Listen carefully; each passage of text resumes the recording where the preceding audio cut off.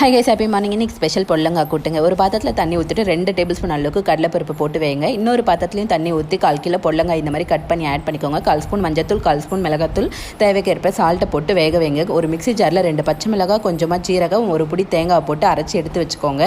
இப்போ கடலைப்பருப்பு வெந்துருச்சு. அதிலே 2 டேபிள் ஸ்பூன் அளவுக்கு பைத்தம்பருப்பையும் ஆட் பண்ணி வேக வச்சு எடுத்து வச்சுக்கிட்டேன். இதுக்கு தேவையான இன்க்ரீடியன்ஸ் வந்து சாம்பார் வெங்காயம் ஒரு 6, ஒரு தக்காளி, பூண்டு, காஞ்ச மிளகாய், கருவேப்பிலை. ஒரு கடாய் வச்சுட்டு எண்ணெய் ஊற்றி கடுகு சீரகம் போட்டு காஞ்ச மிளகாய் போட்டு கருவேப்பிலை போட்டுட்டு நம்ம சாம்பார் வெங்காயத்தை ஆட் பண்ணிக்கோங்க. வெங்காயம் நல்லா வெதங்கினதுக்கப்புறமா ஒரு தக்காளியும் ஆட் பண்ணி நல்லா வெதக்குங்க.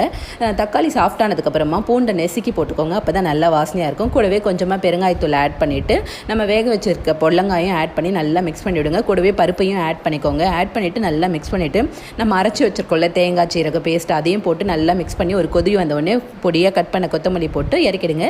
சூப்பரான பொடலங்காய் கூட்டு ரெடி. நீங்களும் உங்கள் வீட்டில் மறக்காமல் ட்ரை பண்ணிட்டு எப்படி இருக்குன்னு கமெண்ட்டில் சொல்லுங்கள். மகிழ்ச்சி.